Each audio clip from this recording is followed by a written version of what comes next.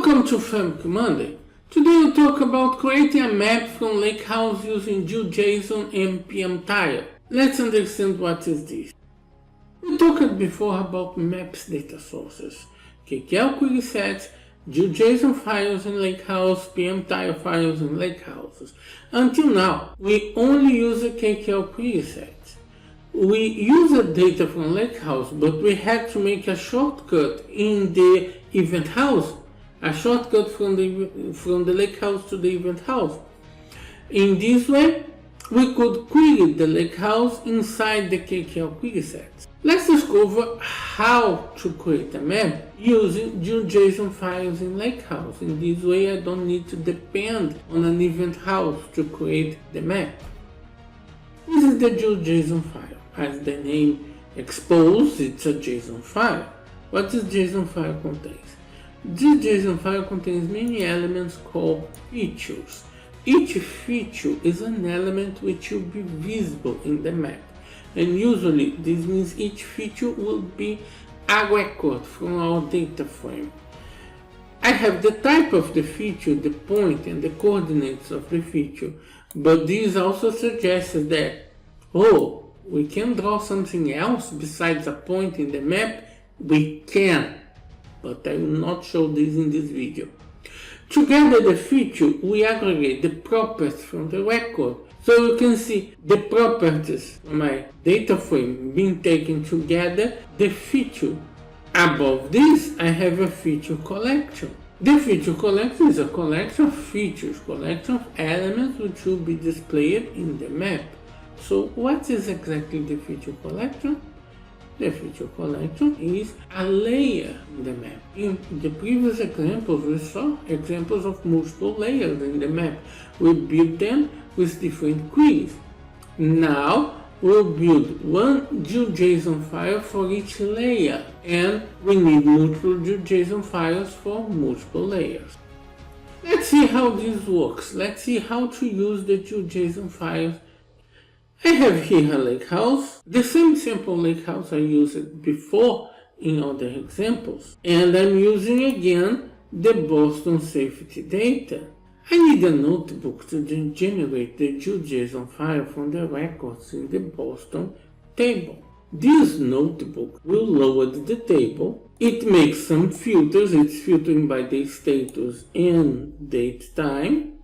So filters by the status and the time, and select the fields that I would like to add as properties in the GeoJSON.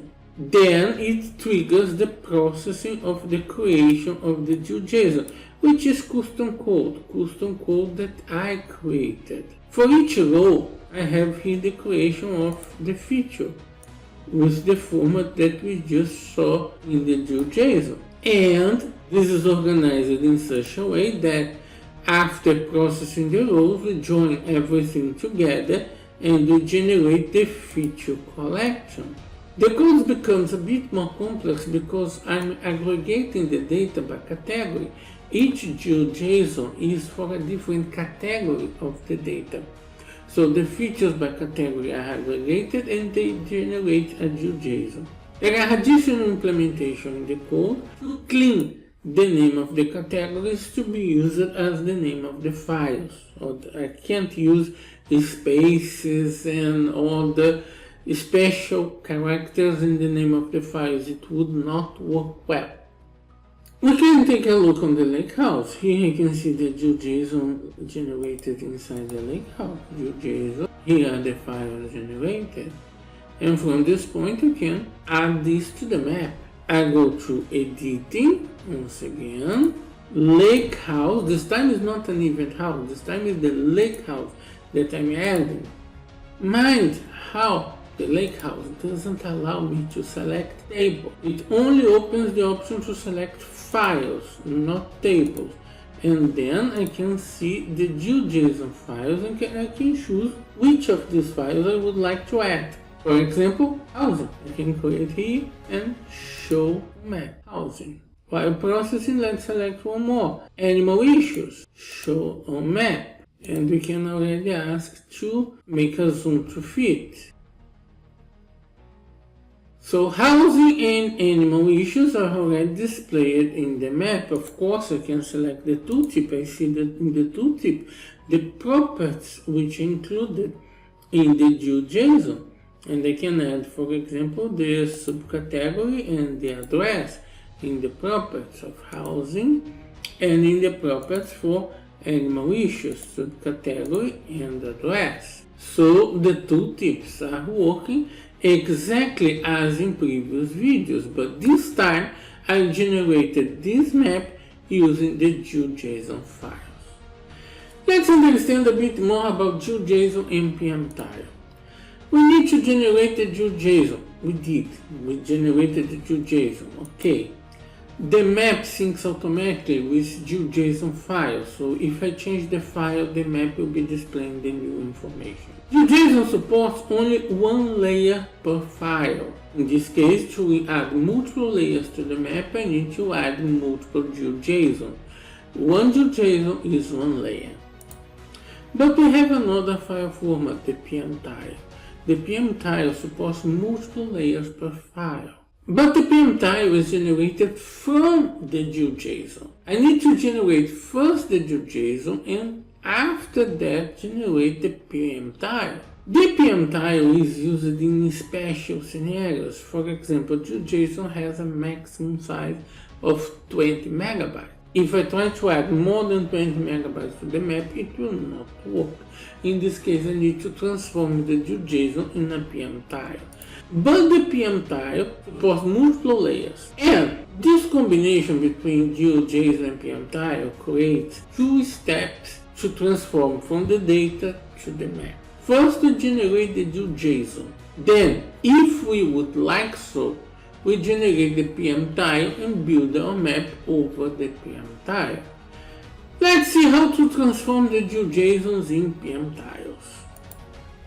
I'm in the map again. This time I use the option New Tile Set. The PMTile can be called as a tile set. My source, the source that I already linked to the map, will be used to select the files which will be part of the tile set, and I can select any number of GeoJSON files I would like so. So I will select the housing and I will select the animal issues. Next, where I will save these PMTile files? I can browse and choose one specific folder, for example, tiles. Then I specify the name of this tile set, housing and animals. Housing and animals. Next, name of the layer. Mind that I have a layer configuration for each one of the GeoJSONs which are included in the tile set. So I have a layer for housing and I have a layer for animal issues, and I can define the name of the layer here. This additional option below specifies if the properties of the GeoJSON should be included. Yeah, should be included. I want to use them as the tooltip. So the properties of the GeoJSON should be included. Next, and create. This create action creates a tile set job. So this job is submitted. The PMTile is created by a job which processes the GeoJSON files and create the PMTile. Now, if I take a look on the tiles folder, I have a PMTiles here, housing and animals, and I can add this PMTile to the map. Housing and animals, housing and animal layer information. I can choose to zoom to fit, that's it, and I can specify the properties of each one of the layers. That's it. This time I generated the map from a PMTile generated from GeoJSON file. What is required if the GeoJSON file is too big. Thank you very much for watching and see you next week.